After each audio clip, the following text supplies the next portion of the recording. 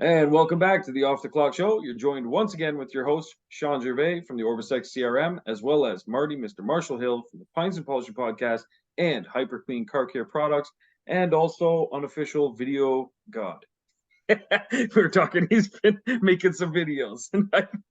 And last week was a lot of fun. Nick was in. We had a good time. It was a tough week though, not only my body, but also just getting everything put together, and whether or not, we already stuffed back to the editors and it's like, how's it going to go? There's a lot of investment for him to get here for us to spend a whole week. And listen, I'm not a videographer. I'm a detailer that's trying to learn video. Like I enjoy cameras. I enjoy taking stuff.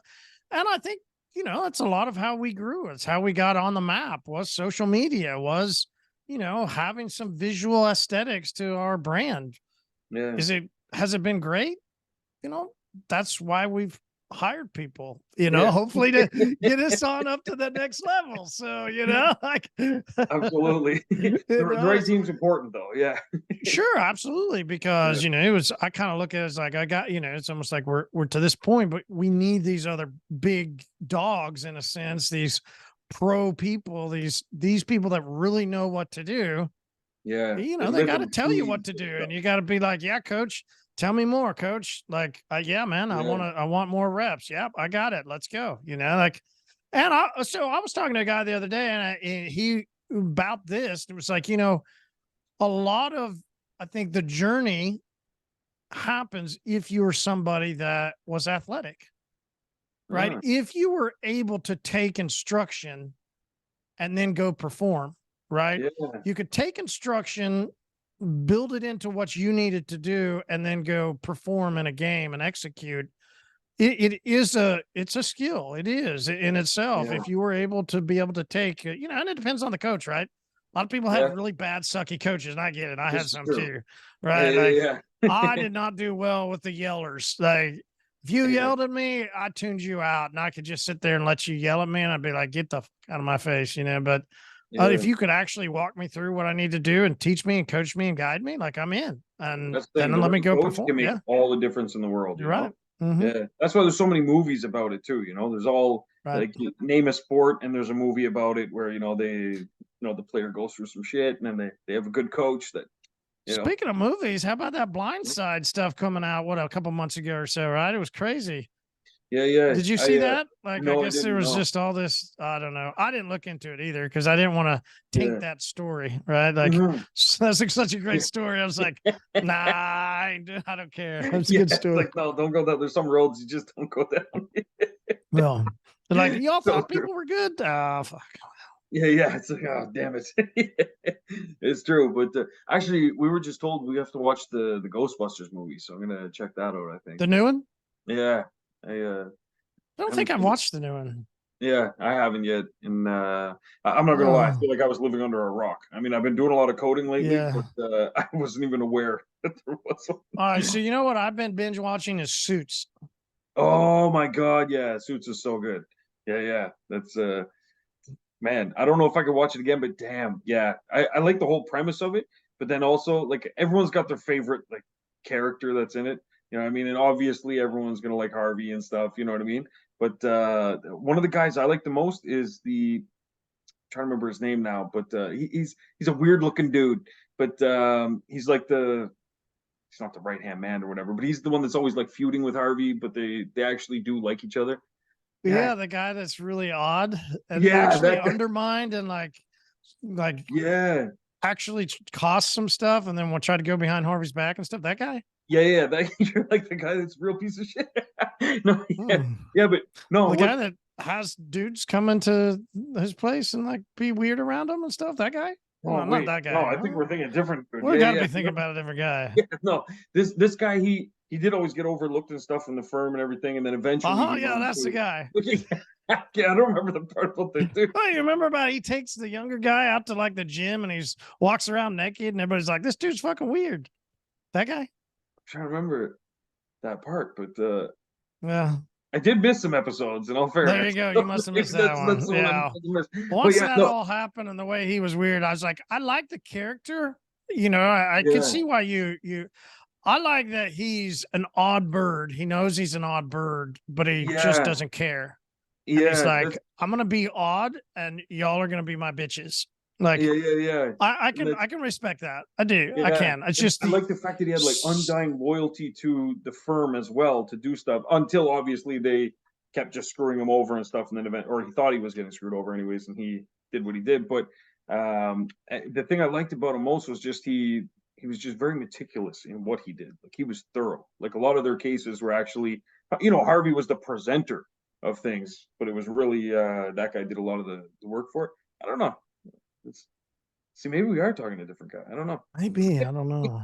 I'm really trying to remember the scene with the. Yeah, I don't know. I don't remember that part, but anyways, great show. What's Harvey's apprentice? Oh my God. Bad air. Terrible. Bad air. We stumped him. I'm so bad. Yeah, I'm bad at it too. Anyway, that's what we've been. Nice. Nonstop. Yeah, I think Sunday, because now it's terrible weather here, right? What are you going to do on the weekends? It's probably similar to you, right? Like, what are you going to do except sit around and watch TV because it's 40 degrees and raining outside? Like, exactly. It's like, I'm not going outside anywhere, and yeah. For me though, I've been keeping myself busy doing a reno right now. Myself, DIY. Yeah. My weekend was QuickBooks and Suits. Nice. Watched a ton of Suits. All right, so we planned. We didn't get to talk last week. That was because of the videos, and it was a great. That was a good day that Tuesday. It really was. Yeah, and nice. That's good. Productive. We want to talk about a couple things. You've got a tip, and I've also want to talk about this. Competition brings evolution. Yeah. That kind of came up, which is unique, right? We were talking about animals. That's a thing you and I both share, uniqueness of, and, then watching that Life on Earth, Morgan Freeman. Which is amazing. Yeah. It really is. And if people that listen haven't gone to watch that yet, you really should. And he's got a rule, and it's competition brings evolution. It's interesting to think about, right?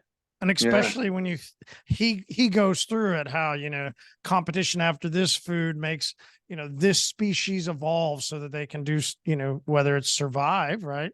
Or, now I can hunt differently.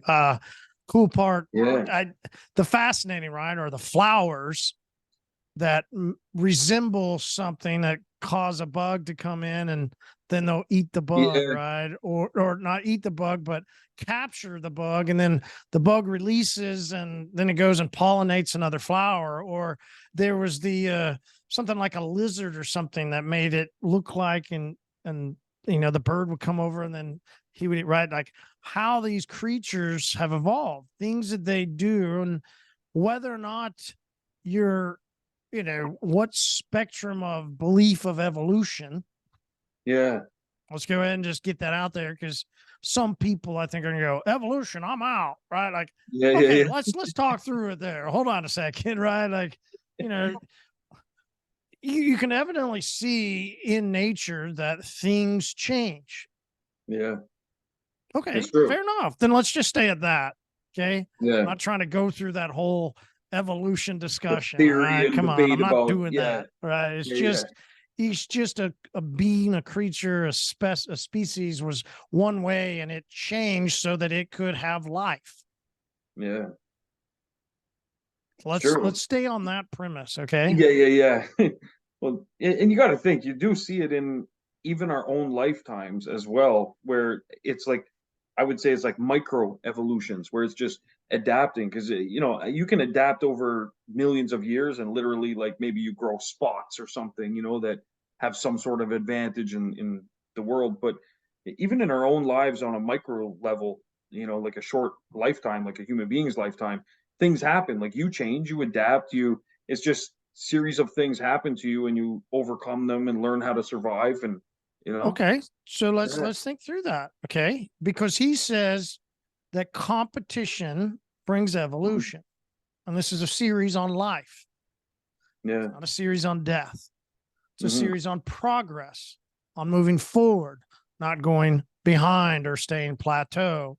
It is a series on growth. Mm-hmm. That's the way I listen to it, right? I mean, I don't know the way other people listen to it, but that's the way I listen to it. It's about life. It's about growth. It's about moving forward. Mm-hmm. We should start to get a little, when I watched it, I get a little excited. I don't know about everybody else, right? Like life, growth, like, okay, evolution, right? Okay. I started thinking, what about us? How do we, to your point, how do we evolve? Competition brings evolution. You are somebody, generically speaking, that likes competition, or you're somebody that does not like competition. I love it. Me too. Yeah. I need it, in fact. And my absolute favorite part of competition comes from my competitors complaining. Man. Nothing more satisfying than that. Oh, God. It's like a nice piece of pecan. Oh. Yeah. Oh, wait. It said, hold on. I banged my microphone. It said my microphone changed. Oh, yeah. Things right. Yeah. So, I mean, every aspect I started thinking, right? Every aspect I've gone through in my business life. When I've talked to competitors, my mobile detail business, when I was selling, I spoke with my competitors because they wanted to buy it. Thrilled that I was getting out of business. When I sold my part of the car wash and I started going to chemical sales, I called on my competitors. Thrilled that I was no longer their competition. And they, right. Even now we do a buy and sell on our podcast, and got news that these quote unquote big dogs, some quote unquote big dogs of the industry can't stand me, and actually have tried to force some of our mutual customers that are distributors, force them to remove products off of their shelves. Dang. Wow. Right? The guy that I thought supported me, said at my very first event, then was actively trying to go after my business and remove our products off of somebody's shelf. Jeez. Right? That's wild. What? That's a win right there. Love that. Who am I? Right? Yeah.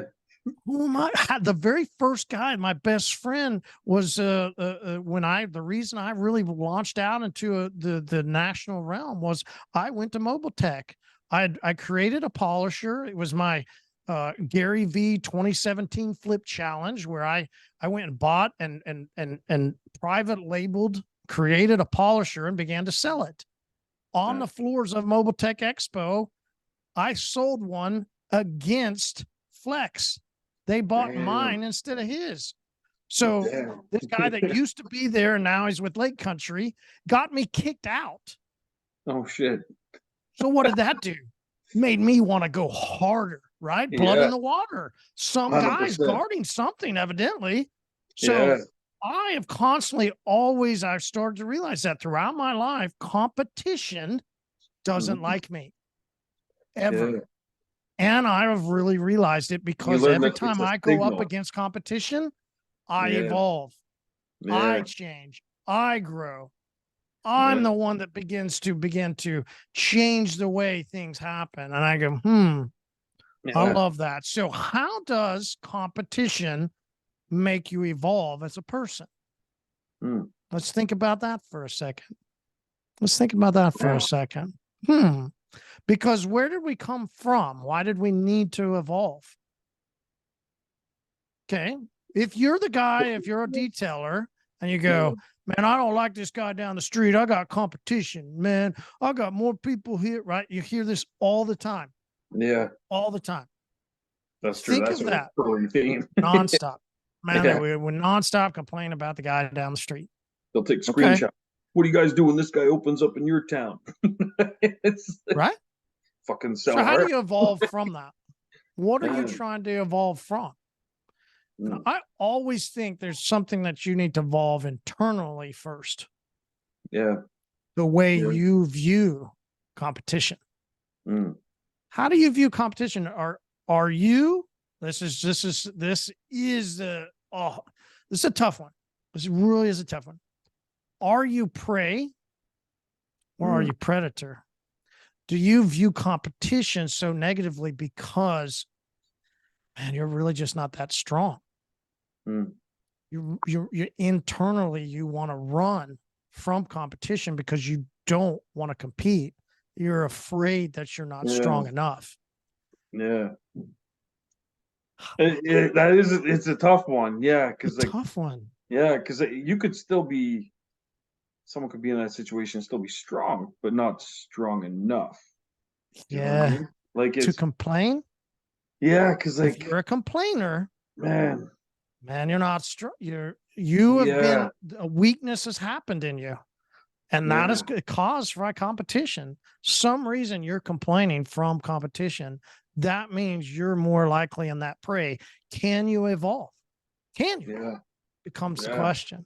If you're the complainer, can you evolve? If you're a guy, you go, well, hold on, I'm not complaining. So relax a second. Okay, fine. How do you continue to elevate? And this is one of the things that I want to go push even a little further. Here's where I think a lot of us get in trouble with evolution.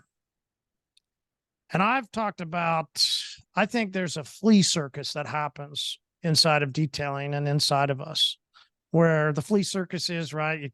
You can put a flea in a cup and put a paper over it, and you remove that paper, and they won't ever jump out of it because they've conditioned themselves to only go so far.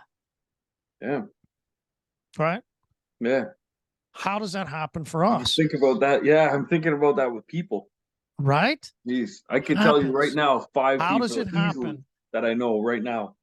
They're not jumping. A lot of that happens from conditioning, right? The same as a flea gets conditioned, we get conditioned. We get conditioned by our environment with our family, our mother, our dads, our close people.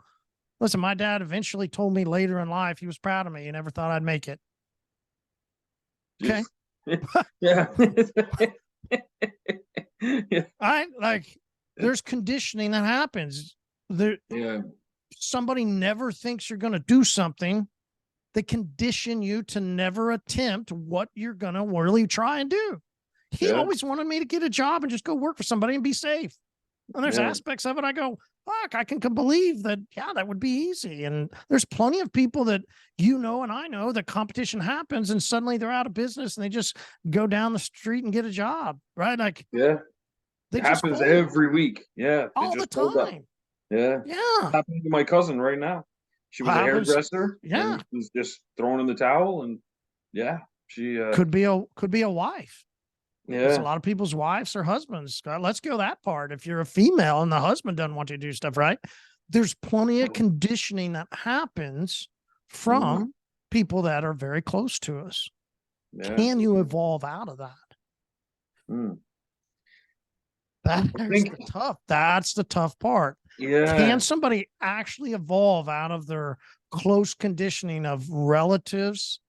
I think that's one of the close kin. People don't like about the evolution theory is that everybody that I've met that doesn't like the evolution theory, they're the type of people that want everyone to win, and they feel like everyone can win. And the evolution theory of evolution basically just proves that there are winners, there are losers, and the losers perish and die, and the winners succeed and breed, and so on and so forth.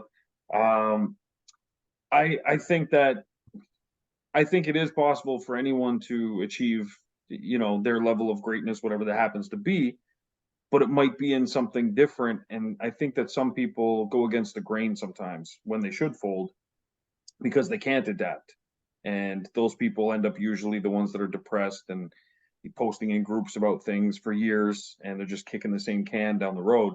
But I do think that the ones that can adapt, I think they would have already been adapting. Like, I don't think they start adapting. I think they've been adapting their whole life. Like, if I look back, I adapt. I've always thrived on competition, and like my parents put me in sports when I was really young.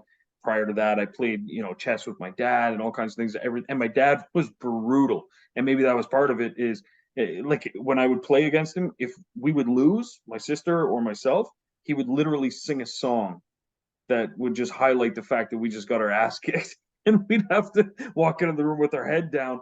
But I think what he was doing was just preparing us. He was like, man, the world is not going to hold any punches. And so you got to just adapt, and you got to, and it's kind of funny because he wasn't an entrepreneur type person, but he was an army kid. So he grew up, he went to 15 different high schools, all these different things. And so he constantly had to adapt in different ways, finding friends and always being the new kid and getting picked on and all these kinds of things. Like he had to adapt in a different way. And I think he was worried that the world was going to kick us around like that. So he kind of built the entrepreneurial side in me without knowing he was doing it or coming from that, but I've always just kind of, I've adapted either from competition, external competition, or internal competition as well, because like I don't like being stagnant. I'm not like a pond that just sits there and is just, I'm more like a strong running stream. I just always changing, different, adapting to different, turns and curves. And if there's not one, then I'll just cut right through the rock and make a new one, And it's just, but that's where I think there's certain people that like, like yourself and myself, like there's certain people, it's a way of life. Like you adapt to everything. Like, doesn't matter what it is, And those people probably had something similar. That's why I go back to the sports. So you kind of confirm, right? Yeah. Like something about sports when you're young and being able to lose, learn to win, try and then be on more of the winning teams, don't lose, progress. Those people seem to have a better chance at evolution later in life because they've realized they've had to take instruction, change, and grow. Here's the other interesting part, not only just, growing up, how you were, or here's the other part of evolution that I want us to all make sure we understand as I flow into the next, sort of the next theory of evolution of what it means in our business is there's also got to be an evolution of normality. If you're somebody that is afraid of competition, let's understand normality for a second, and let's understand elite. Let's understand bad, where you fall in that spectrum of, okay, the elite's the top 10%. The worst 10% are the bad. Where are you at? Are you on the spectrum? Yeah. Where are you on the spectrum? Okay. Yeah. I would think most people that would complain about competition would find themselves lower on the spectrum. Yeah. And they feel that they're going to continue to get pushed further down. Life gets more difficult. Hey, I deserve. Hey, I'm entitled. Yeah. Everybody. You know what you're entitled to? You're entitled to death or evolution. Yeah. And taxes. I mean, right. Death and taxes. Yeah. I mean, I'm thinking business wise, and you're right. You're still that way. Yes. But you're right. I mean, you are entitled to death. You're entitled to paying taxes. And here's the cool part for me when I think of evolution in business. How does a business evolve? I mean, you really shouldn't evolve the way you do your finances. I mean, that's pretty black and white. Yeah. Shouldn't really evolve your customer service from good. Well, unless you're bad, you should evolve it to good. But I mean, customer service, I mean, you can evolve how you talk to people. You can use OrbisX to send emails. Communicate better and to communicate, to do things, right? That would be a really great way of evolving because a lot of us aren't used to doing that much, right? So we might just be somebody that cleans cars and likes to clean cars and maybe has some people around, okay? But we've got some people that have come in and now competition is getting a little tighter. And well, maybe some people have gone over, hey, suddenly things are slowing. Why are things slow, right? This creates that competition. You should evolve to use what AI and what OrbisX has built. You should. Absolutely. There's 100%. There really is no more question about that. The greatest evolution for you in customer service would be having a lot of this being automated and talking to your customers. I'm so excited about when my wife will finally get her phone down and she won't be texting all of her customers and everything just gets automated. Like, it's so stupid, right? Like, there has to be that type of evolution. Yeah. Let's think of another type of evolution.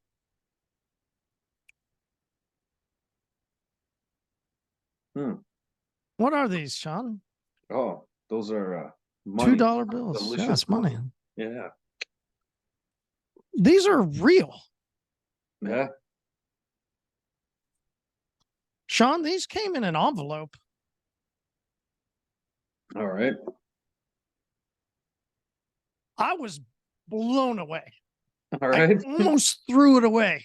An envelope, okay? It came in an envelope like this. I literally almost threw it away because whoever sends. Someone sent that in. That's this like was a business, Shawn. They sent the payment cash and they sent $2. Okay.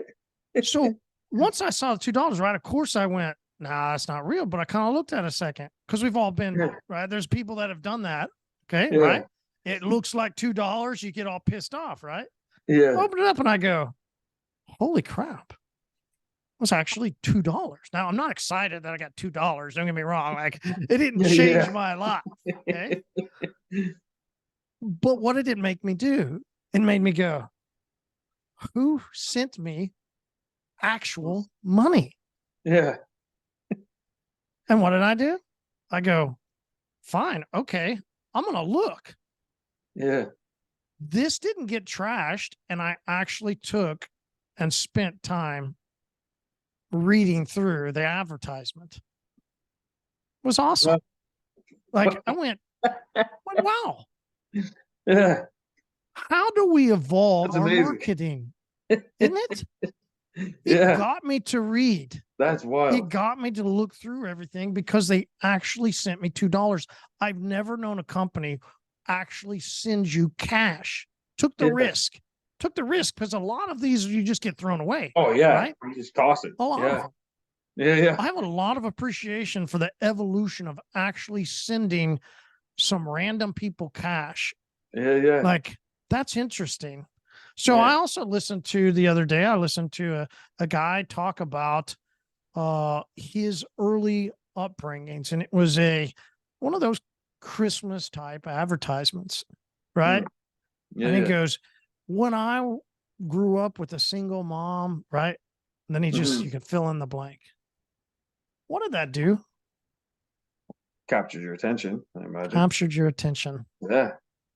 There was an evolution that I saw in this guy's advertisement that he moved from complaining about everything that he had gone through to showing now, hey, this was how I was.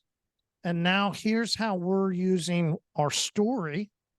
Not, hey, let me tell you my story of growing up. It was a half a second, right? I got a little bit of information of you grew up with a single mom. Great. A lot of us can understand then that situation. Yeah. Then he rolled right on into of how that helps him with his business and his customers. It might have seemed very minimal to anybody that are listening, but I go, that was a guy who evolved. Yeah. That was a guy who went through something, and later on, he then uses what he went through and his evolution to help propel him on further.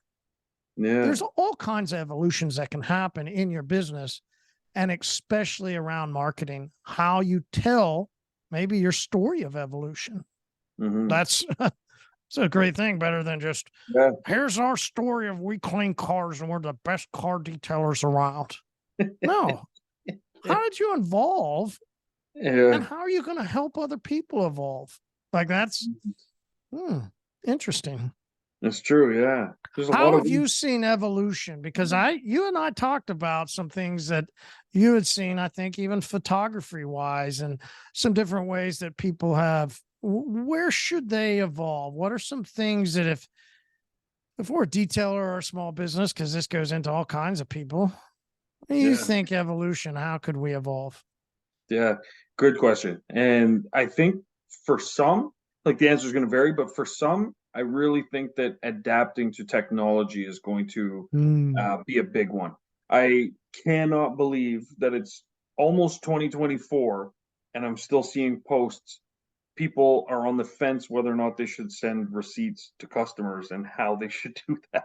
I just can't even believe that that's still a question, to be honest. But things like that, and then you got to think how much time people spend communicating. You hit the nail on the head there, and that was a big one. So a lot of businesses are kind of similar, and in this case, cleaning cars, detailing cars, things like that.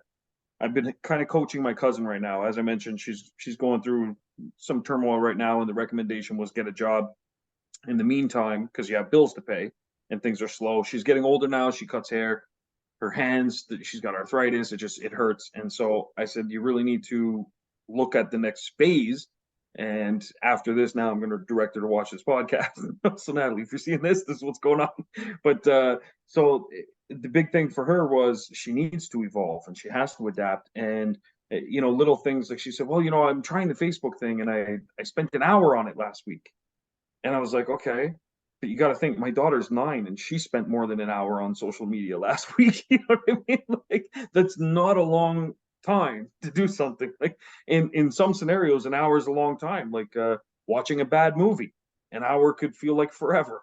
But working on your business takes a lot of time. And I think what's happened is those that have evolved sooner are in a better position to make you pray, and they're now the predators that are out there. And I think that what people need to realize is the expectations of I'm going to have this 4-hour work week and I'm going to have a business that just does so amazingly and it's going to continue like that forever. I think that the biggest thing detailers need to do isn't even something so much as change their marketing or change this and that. I think the first thing they have to do is work from within. I think they have to really sit down and assess what is actually involved beyond just the actual detailing of the vehicle. Because detailing of the vehicle, you obviously got to step your game up. If there's competitors out there and they're offering XYZ, you've got to offer A, B, C, D all the way through to Z because you have to separate yourself from them. But then you have to look at all the other things that are in your business. And so, should you send receipts to customers? Absolutely. Because the other guy probably is. And if he isn't, right there, that's one competitive advantage. But then you got to look at your marketing and say, okay, well, I do a lot of Facebook ads. That's great. You should also be doing Google. You should also be doing this, that, all of them. I think that people underestimate how much they actually have to do. And there's predators in the wild that are hyper focused, like they see a lion, for example, and they'll see, oh, look at that. The lion's just hyper focused and he goes and takes down a buffalo or something, right? But what they don't see is the 3 months that he was sitting there starving, just waiting, because he doesn't know when they're coming. He knows they're coming soon, but he doesn't know when. So he's waiting, and he doesn't know, about all the time that he spent play fighting as a kid with other, lions and learning how to, tackle and how to do this and that. There's a lot of work that goes into things. And so I think looking at, Instagram success where you see, oh, this company's crushing it, or this and that, you're seeing the end result, but you don't know the thousands of hours that go in behind the scenes. Right now, you're making videos. A lot of your customers and potential customers are going to see those videos. They're going to watch it for, a minute, 2 minutes, maybe 5 minutes, however long the video is. But the competitor might see that and be like, oh, okay, they probably just whipped this video together. They don't see that, you and Nick discussed this for weeks. You and Nick met up, spent a week together. You redid the garage, you painted it, you've hired a company to help with things. There's a lot that goes into it. And I bet you 10 years ago, when you had the first YouTube channel thing, you probably didn't even have to do a tenth of the work you're doing now, right? Not even, right? And so as you need to evolve, recognizing that the world around you is evolving as well is a really important thing. Because some lessons that I've learned in marketing over the years, like it used to be, you could run an ad and it could be in one format and that would be perfect. Now you have to think of all kinds of things like ads that show up differently, whether they're in reels or shorts, or if it's a long form video, even aspect ratios. Having something portrait versus landscape has a different effect on things. So there's so much that goes into it. It requires an immense amount of research.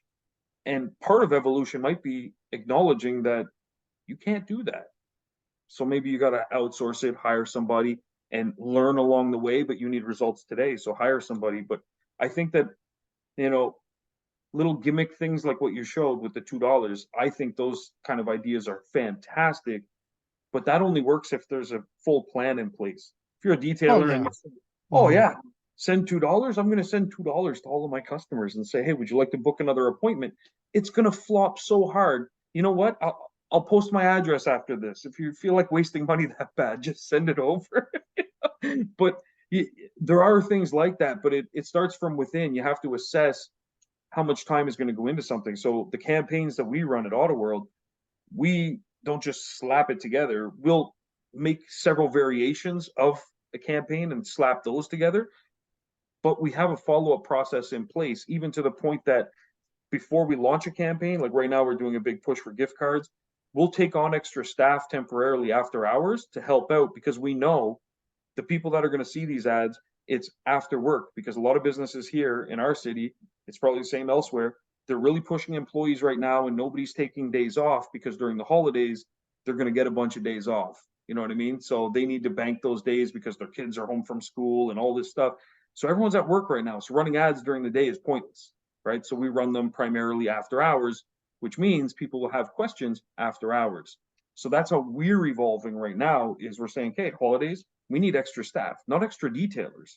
We need extra sales staff right now to help close those deals faster. So that's how we're evolving.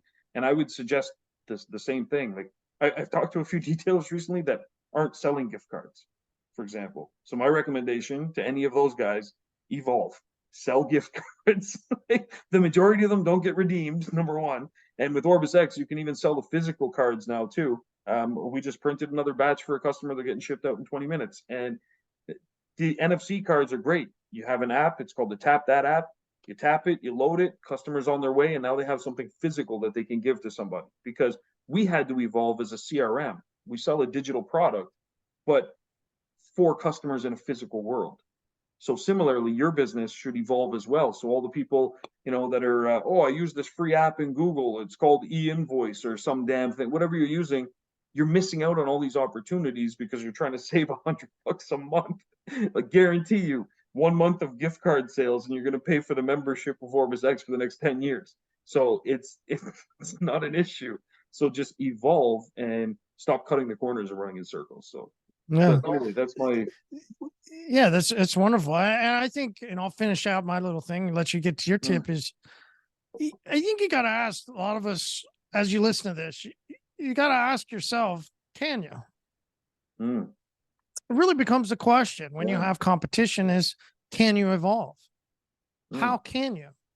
You're going to have to go through all the little things like what we just talked about, right? Like, I love the analogy that people use of a duck, right? You need to be the duck with their feet paddling nonstop, as crazy as can be, right? Like, or did you ever do those paddle boats, you know, where you're sitting there, have to really work your feet as fast as you can. You're only going like 2 miles an hour across this little, you know, river or something, right? Like, but that's really what I mean, to evolve, a lot of times it does take a lot of effort. Yeah. Is it worth it? I would say every time. Yeah, exactly. I would say every time. Yeah, 100%. Yeah. Right. So what do you need to find? Right. This becomes that final thing is, what is it that will help you believe that you can? What is it that will help you continue to paddle? For me, it actually has become competition. The more competition, the greater I like it, you know, going into the national realm and competing nationally and then having these people try and fight against me. What did that do? It gave me encouragement. Absolutely. Like, I learned when, you know, that one guy that kicked me out of MTE because I sold a polisher, you know, versus them. I went, I'm just a dude out of Tulsa. You're a global brand. You're supposed to be this massive national sales dude that everybody's supposed to love. Okay, cool. And then great. Wow. Right. So what did that do? It made me go harder. Exactly. It should, right? Find whatever you need to fuel you. Yeah. If you're a prey, and you want to evolve into a predator, you're going to need to figure out what fuel it's going to take, because it doesn't happen overnight. It might take weeks, months. Evolution does take time. But you have to keep at it. Yeah, you'll have to nonstop keep going and going and going. It's true, yeah. And for me, it was the same thing. Like OrbisX, I built it for my own shop. I didn't even really have intentions of selling it. Now we're in 20 countries, and that happened because initially I was literally going to just give it away to some detailers for free, and I posted some screenshots in some of the groups. I was like giving people advice on how they can run their business and stuff. People started asking, "Oh, what software is that?" So on and so forth. And then other people started slamming me, saying, "Oh, there's already a better CRM out there," and da da da da. And I took offense to that. I was like, "Oh yeah, you think so? Let me show you how much better this one can be." So I started pushing harder and harder and harder, and it went from everybody in those groups used to post, one brand in particular, and then it was 50-50, my brand, and the other ones started to drop off, and then it was just boom, members using OrbisX that were dominating. And I was like, man, that fueled me up. And then getting messages like, yeah, I used to use the other one, and the guy was kind of a dick to me in the group, and so I investigated other options, fell in love with OrbisX. You're doing amazing, and you should hear how bad they talk about you and stuff. I was like, good, I hope so. And then when the owner of that CRM went and blocked me on Facebook, never even spoken to the guy, and he blocked me on Facebook, I was like, oh, he's scared. Man, he might as well have just called me up and been like, keep going, Shawn. Because that's what it did. I was like, fuck yeah, man. And so it fueled me up, jazzed me right up, man. And literally, that's why I go so hard on it. But it's one of those things. Yeah, you got to evolve and you got to find your fuel. Absolutely. And you look at Elon Musk, someone like that, all the products he's made, the innovation and stuff, and a lot of people over the years have hated on him, commented one way or the other, and it hasn't slowed him down at all. Literally, he just pushed, and he probably pushed harder because of that, and we see it everywhere. But you're absolutely right with sports. Sports is a big one, and that's where, for me, the coach and stuff. But yeah, so speaking of competition, we've talked a lot about competition with external forces. And so my tip for today is relating to this as well with competition, but it's competition from people on your team and competition from your friend circle and family and friends. We'll throw family in there too. So dealing with animals, mine comes from Belgian horses. Do you know anything about Belgian horses? Fascinating. I like Belgian beer. I mean, does that count? There we go. Yeah. They're these are short and thick too, but so the Belgian horses are pretty amazing because they were bred particularly for farm work, and so they're shorter. They're not the biggest horse in the world in that sense, but they are the strongest and most muscular horse on the planet. And in fact, they can pull something like 14 to 20,000 pounds. Wow. Sorry, 12 to 14,000 pounds. Sorry, it's a big difference. But 12 to 14,000 pounds, still a lot. Hugely substantial. Absolutely. Yeah. But what makes these horses particularly interesting, aside from the fact that they were bred to just be workhorses and they're super strong, is what happens when you pair them up together. So let's say 12,000 pounds. So if you yoke two of them together, logically, you should get 24,000 pounds of pulling power, right? But something interesting happens when you connect them together because of competition. You actually get 35,000 pounds of pull. And the reason being is that when they're hooked up together, they compete with each other because one of them wants to set the pace. So they're both willing to overexert themselves more than the other one. And so you end up increasing the pulling capacity, which is phenomenal, because why would they could just work together and just pull whatever they're pulling. And there is no finish line. There's no person at the end waving a flag. There's no person holding a carrot for them. They're just competing. It's literally just competing. Competing, just to compete. And so the only type of people that you should hire and the only type of people that you should surround yourself with are Belgian horses. Because if you're the one setting the pace all the time, then you're going to end up going nowhere. It's going to be a problem. Mm-hmm. So you need those Belgian horses. So true, right? So true. Yeah, it's crazy. And if you think about it, when you put two Belgian horses together, like in real life, like people on your team, like you put you and Nick together, That's what I was exactly saying. Like Nick and I are Belgian horses, absolutely right. And then the other people that have come onto our team, how do we continue to push, right? Like I said, coach me, teach me. Like I've got to learn. Like how do we push and get even better? Absolutely. Yep, exactly. And so that's where we take are hiring pretty seriously, and so but we're quick. We're quick to hire, but as quick to fire. So, is there a certain question you use to figure out if they're a Belgian horse? Sort of. We don't. Well, do you give them Belgian beer? Yeah. Blind taste test. Very good question. And so, on that note, because I do get asked quite a bit, what should I ask employees? How do I find good employees and stuff like that? And my answer usually is the same: is that you don't find good employees. Good employees find you, based on the company that you build. Our ads, our company culture, everything like that is centered around finding customers, of course, but it's also centered around attracting the right kind of employee, because the right employee is going to have done a little bit of homework on your company. It's not just a job for them. But the biggest things we ask them usually have nothing to do with the actual job. I could care less if they have any kind of experience at all. The less, the better in a way, because we can just train them up on things. We ask them more about their life, things they do, their hobbies, things like that. And the ones that mention certain things, like we do look for sports a lot, so if they're members of sports clubs, things like that. And then one of the questions we always ask is, well, what's the schedule look like for that for the upcoming season?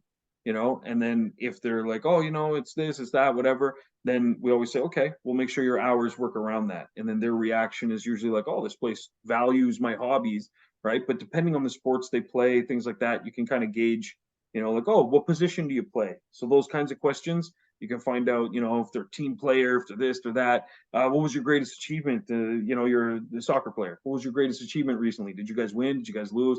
We lost, but you know what? Our team really put in the work. It's like, okay, you can start to kind of gauge those things from the person. And then a lot of it comes from just throw them in with the other horses, see what happens. And so we get them to just shadow people. So you're going to be shadowing over with Bucky for 4 hours. And then after that, you're going with Jafar, and, we move them around, and then you just see how they play with the other horses, so that's really, seeing is everything. But we also purposefully throw a bunch of shit at them and then kind of just see how they react to it. And then you can see if they're going to, innovate, come up with some solutions and stuff like that, or if they get frustrated. And like, we had one guy who was just losing it every time something went wrong. And I was like, no, we need people that can handle a little pressure, especially the way we, it's a shop. We yell at each other, we call each other names, stuff like that. It happens. But on that note, with hiring, another way for adapting and competing and stuff is, it's hard for your company to adapt if you're too rigid with your efficiencies and your process. And so we don't penalize as much when there's failures, because what happens is, if someone goes against your, like people say, we always do this way, and we do this first, and then this, and then this, and if you don't do it, you're in trouble. And what happens now is people just want to do exactly that and nothing else.